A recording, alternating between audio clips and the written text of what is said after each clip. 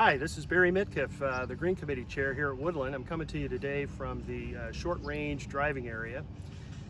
Wanted to kick off our session today between two greens, but today we're between two tees. And we wanted to talk about, as the practice range begins to get more and more utilization as the season wears on, I've got with me today Todd Dorsey, a member of our Green Committee and master golfer here at Woodland, and Patrick White, our head golf professional.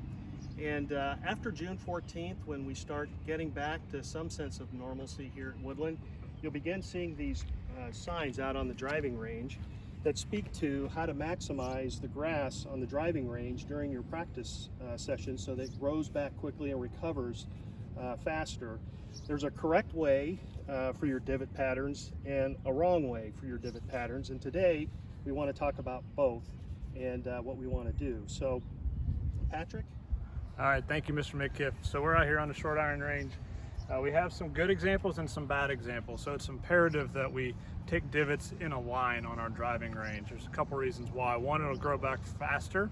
Also, if we take big pods of grass, similar to this, it destroys up to 400% more turf. So if we take straight lines, similar to what Mr. Dorsey did right here with some wedges, that will grow back 2 weeks faster compared to a big box, okay? So it's really important that we put the ball behind our last divot. So if we're hitting out into the range, we're gonna put that ball right here and hit that way, okay? If we hit with the ball in front of the divot, our divot, if we're hitting it the correct way, would start here. So we'd have a gap between that first and last divot. So imperative that we start in the front, work backwards.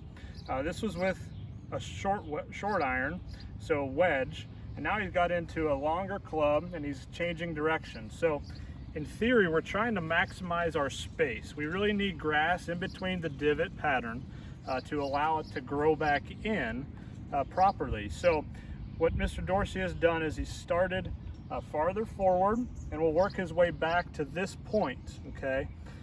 If, per se, you wanted to go to another target, you'd pick another section here and try to create as many V's or Z's with allowing as much grass as possible to allow that growth back here at the driving range. Again, you will see a substantial better condition on our driving range if we follow the line pattern as compared to the scattered or the block pattern. So we certainly appreciate you cooperating with us here at Woodland.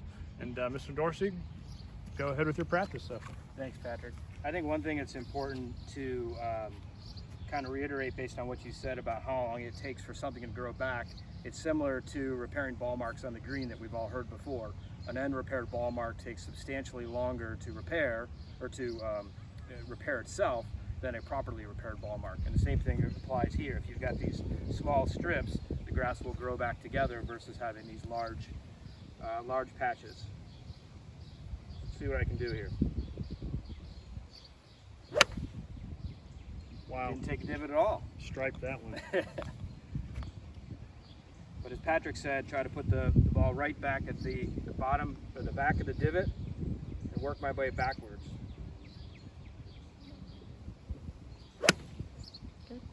Excellent.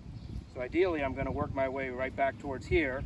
This is with the 7 iron, so I started with the wedge, with the 7 iron. If I then want to move to a 5 iron, as Patrick said, with a zigzag pattern, depending on where I want to aim, I may start up here and kind of work my way in that pattern. Okay. Well, Todd, Patrick, thanks a lot for helping us understand kind of the right way and the wrong way to practice out here on the driving range. And we are going to be bringing more of these particular sessions to you as the season progresses. And keep your ideas flowing, keep them coming. We decided to do this one today because of some of the feedback we got when we initially launched this campaign 2 weeks ago. So we look forward to bringing you more tips and things that we can do to kind of help keep our golf course in really good shape this year. So from the driving range here, so long.